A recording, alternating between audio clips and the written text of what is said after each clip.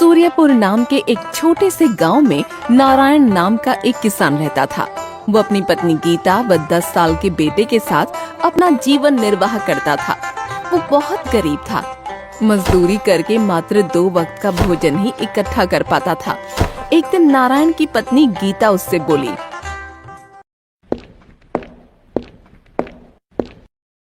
सुनो जी, पहले हम 2 थे, तभी परिवार का गुजारा मुश्किल से हो पाता था। अब तो अमर भी बड़ा हो गया है, इसलिए मैंने एक बात सोची है। तुमने क्या बात सोची है गीता? आज से खेत खलिहानों में मैं भी मजदूरी करने जाया करूंगी। गीता, मैं तुम्हें कोई भी सुख नहीं दे पाया। अपना जीवन तुम्हें गरीबी में ही बिताना पड़ा। दुखी क्यों होते हो जी? सुख दुख तो जीवन में आते ही रहते हैं। और फिर हम एक गाड़ी के 2 पहिए ही तो हैं। दोनों को एक समान चलना चाहिए, तभी गृहस्थी की गाड़ी ठीक ढंग से चल पाती है। तुम ठीक कहती हो गीता।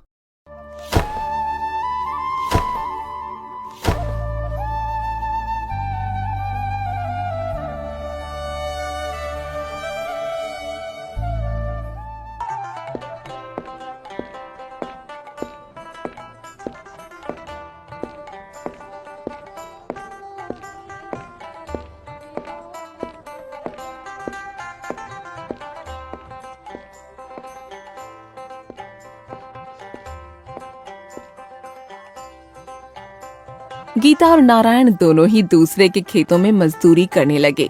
वो खूब लगन से मेहनत करते, लेकिन फिर भी उनकी आमदनी में कोई बढ़ोतरी नहीं होती। 2 समय के भोजन के अलावा वो कुछ भी नहीं कमा पाते। धीरे धीरे अमर भी 12 साल का हो गया। एक दिन फिर से नारायण निराश मन से गीता से बोला, गीता, सब पूर्व जन्मों के पापों का फल है। इतने वर्षों में तो कूड़े के ढेर के दिन भी आते हैं। फिर हमने ऐसा कौन सा पाप किया है जो गरीबी हमसे चिपक कर रह गई है? सब ईश्वर की माया है। अब तो वही हमें आगे का रास्ता बता सकते हैं।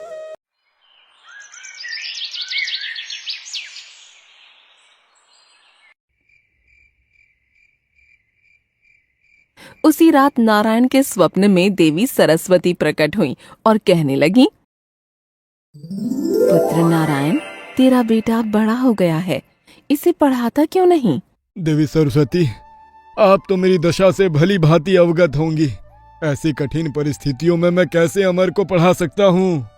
कुछ भी करो बेटा, अपना पेट काटो, पर अमर को अवश्य पढ़ाओ। उसकी शिक्षा के उपरांत ही तुम्हारी गरीबी दूर होगी। ये कहकर देवी सरस्वती अंतर ध्यान हो गईं और अगली सुबह नारायण ने सारी बात अपनी पत्नी को बताते हुए कहा,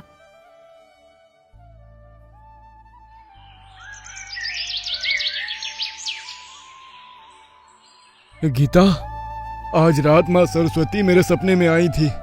वो कह रही थी, अमर को शिक्षा प्राप्त होने के बाद ही हमारी गरीबी दूर हो सकती है। सुनो जी, तुम आज ही अमर को लेकर काशीनाथ चले जाओ। काशीनाथ? लेकिन वहाँ क्यों? काशीनाथ में विश्व गुरु नाम के विद्वान रहते हैं। शिक्षा जगत में उनका बहुत बड़ा नाम है। तुम अमर को विद्या अध्ययन हेतु उनके पास ले जाओ।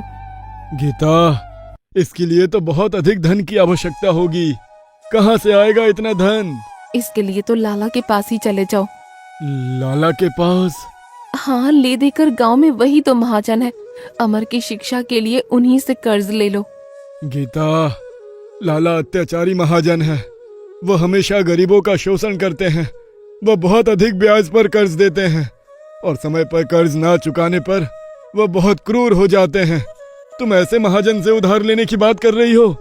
इसके अलावा और कोई रास्ता भी तो नहीं है जी।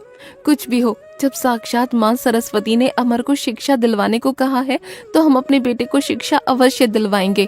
परंतु ऋण लेने के लिए हमारे पास गिरवी रखने के लिए है ही क्या? लाला बिना कोई वस्तु गिरवी रखे किसी को धन नहीं देते। तुम ये घर गिरवी रख दो। ये क्या कह रही हो तुम? सिर छुपाने का यही तो एक आसरा है। भगवान ना करे यदि ये भी छिन गया तो क्या होगा? शुभ शुभ बोलो जी, भगवान जो करेगा ठीक ही करेगा।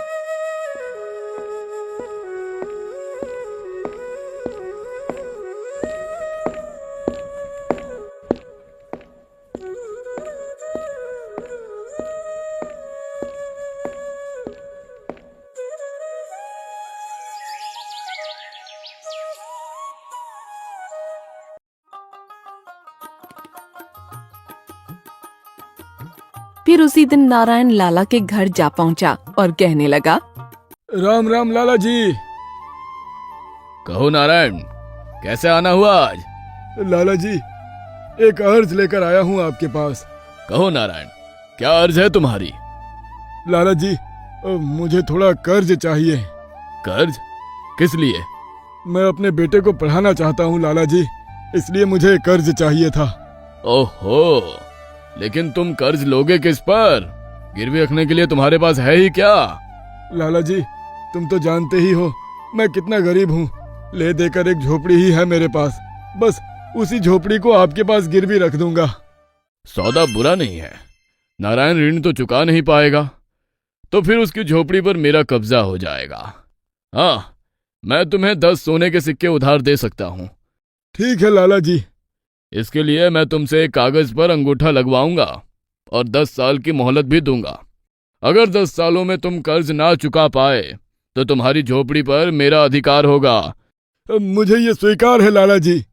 फिर लाला ने एक कागज पर नारायण का अंगूठा लगवा लिया और उसे 10 सोने के सिक्के भी दे दिए, जिसे लेकर नारायण ने लाला का शुक्रिया अदा किया।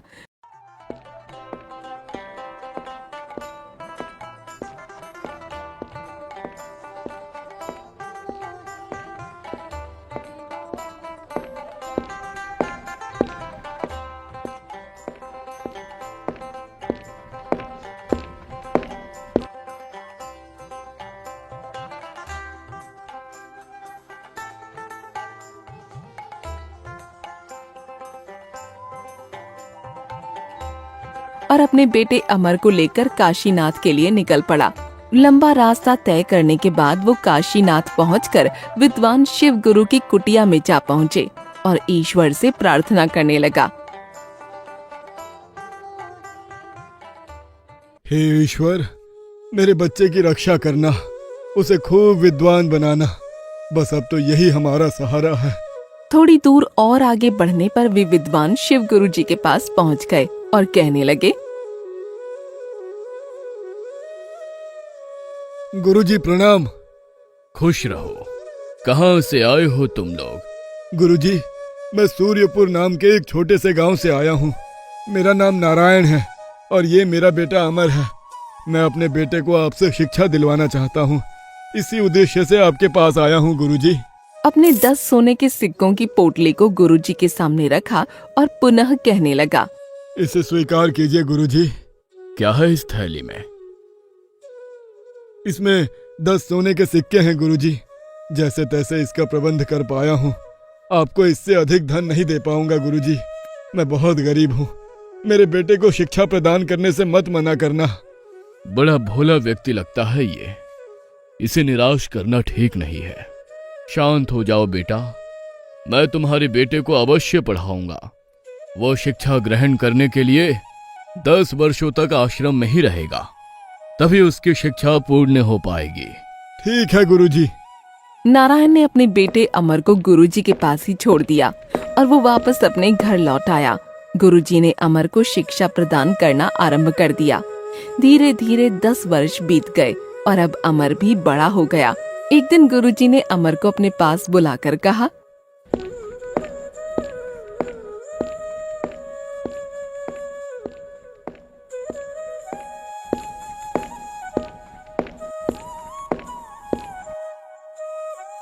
पुत्र अमर, आज तुम्हारी शिक्षा पूर्ण हुई। तुम हमारे शिष्यों में सबसे मेधावी छात्र हो। इस पर मुझे हमेशा गर्व रहेगा। गुरुदेव, सब आपकी कृपा का फल है, वरना मैं किसी योग्य था। बेटा, अब तुम अपने माता पिता के पास लौट जाओ। तुम्हारी प्रतीक्षा में वो ना जाने कब से बाट जो रहे होंगे। कैसे होंगे मेरे माता पिता? ना जाने वे कब से मेरा इंतजार कर रहे होंगे।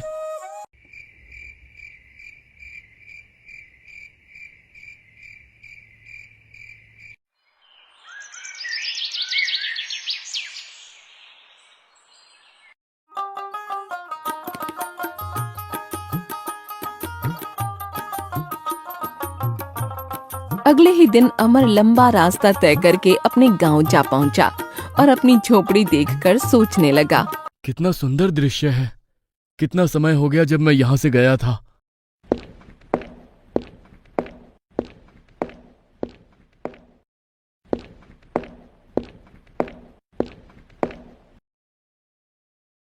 कौन हो तुम और अंदर क्यों घुसे चले आ रहे हो? प्रणाम पिताजी, मैं हूँ अमर, आपका बेटा। अमर बेटा, तुम्हारी शिक्षा पूरी हो गई? जी पिताजी, गुरुजी की आज्ञा से ही मैं घर लौटा हूँ। अरे गीता, कहाँ हो तुम? यहाँ आओ, जल्दी देखो, हमारा बेटा शिक्षा पूरी करके लौटा है। तुरंत ही गीता बाहर आ गई और अपने बेटे को देखकर बहुत प्रसन्न हुई। बेटा, मेरा बेटा, देखो तो कितना दुबला हो गया है। तुझे पता भी है मेरे बच्चे, हम दोनों ने तुझे कितना याद किया। मुझे अंदाजा है माँ, मैंने भी आप दोनों को बहुत याद किया। गीता, अब हमारे बुरे दिन बीत जाएंगे। अब हमारा बेटा नौकरी पर लग जाएगा। भगवान करे वो दिन शीघ्र आ जाए। उधर लाला भी सोच रहा था। पूरे 10 वर्ष बीत गए हैं। अब नारायण से 10 सोने के सिक्कों का ऋण चुकाने का तगादा करने का भी समय आ गया है।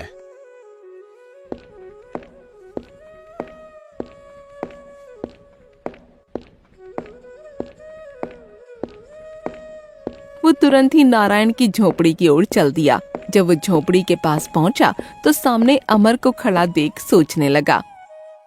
तुम अमर हो? हाँ, मैं अमर हूँ। और आप लाला जी? ओह, भूले नहीं तुम मुझे? लाला जी, तुम भी कोई भूलने की चीज हो?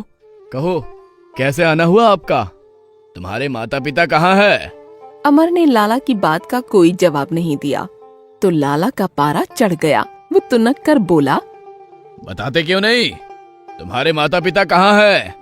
सुनो लाला जी, मेरे पिताजी जिंदा पेड़ों को काटने और मुर्दा पेड़ों को रोपने गए हैं। क्या?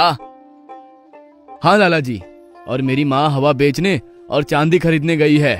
लगता है ये अमर आवश्यकता से अधिक पढ़ आया है, तभी ऐसी बातों से मुझे मूर्ख बना रहा है। अमर को धमकाते हुए वह बोला, ये कैसी ऊटपटांग बातें कर रहे हो? मैंने जो पूछा है उसका ठीक ठीक उत्तर दो। मैंने बताया तो लाला जी। सुनो, तुम्हारे पिताजी ने 10 वर्ष पहले ये झोपड़ी गिरवी रखकर मुझसे 10 सोने के सिक्के उधार लिए थे। क्या? क्या लाला जी, सचमुच? हाँ, नारायण ने 10 वर्ष बीतने पर भी वो सोने के सिक्के मुझे वापस नहीं लौटाए हैं। आज मैं आप लोग का प्लीज बड़ा इस चालबाज चैनल को है। लाइक और सब्सक्राइब इससे चालाकी से कीजिए। काम इसको लेना मैंने होगा। बड़ी मेहनत तो से बनाया उधार है। दिए सिक्के वापस नहीं मांगूंगा। यानी कि आप कर्ज माफ कर दोगे? हाँ हाँ, माफ कर दूंगा। तुम बताओ तो सही वो कहाँ है? लाला जी, मैं आपकी बात पर कैसे विश्वास करूं भला? मैं पृथ्वी और आकाश को साक्षी बना रहा हूँ। लाला जी, ये दोनों ही बोल नहीं सकते, अतः उन्हें साक्षी नहीं बनाया जा सकता। तो फिर क्या करे? अगर आप किसी जीवित प्राणी को साक्षी बनाए तो मैं मान लूंगा। ये बित्ता भर का छोकरा तो हाथ ही नहीं जमने दे रहा है, पर मैं भी कोई कम नहीं हूँ। तभी लाला की नजर झोपड़ी पर बैठी तितली पर पड़ी। वो कहने लगा,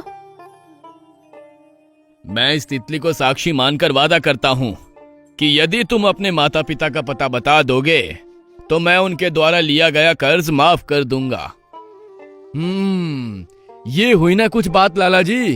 अब सुनो, मैंने कहा था ना कि पिताजी जिंदा पेड़ों को काटने वो मुर्दा पेड़ों को रोपने गए हैं। इसका मतलब है कि वो पेड़ों को काटकर बांध लगाने गए हैं। ओह, तो ये मतलब था तुम्हारा। तुम सचमुच बुद्धिमान हो अमर। अच्छा, अब मैं चलता हूँ। लाला, तूने बहुत से भोले भाले गरीब लोगों को सताया है। अब देख तू मेरे जाल में कैसे फंसता है।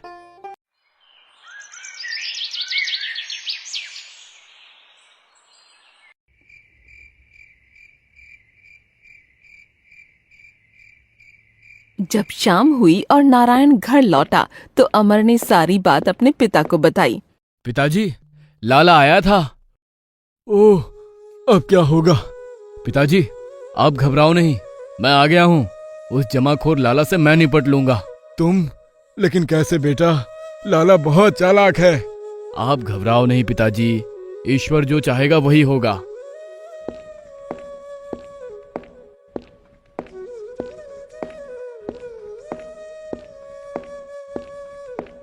अगले दिन लाला फिर से नारायण के घर आ धमका। उस दिन फिर अमर घर पर अकेला ही था। लाला जी, आज कैसे आना हुआ? अपना उधार मांगने आया हूँ। कहाँ है तुम्हारे माता पिता? लाला जी, तुम किस उधार की बात कर रहे हो जो कल तुमने माफ कर दिया था? माफ किया था? तुम झूठ बोल रहे हो।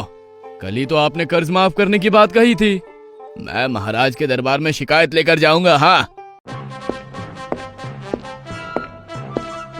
उसी दिन लाला दरबार में पहुंच गया और महाराज से कहने लगा, महाराज की जय हो, मेरा न्याय कीजिए महाराज। अरे लाला, तुम? भला तुम्हें कौन परेशान कर सकता है? महाराज, गांव के ही नारायण ने मुझसे 10 वर्ष पूर्व 10 सोने के सिक्के लिए थे, लेकिन अब मांगने पर उसका धूर्त बेटा उल्टा बोलता है।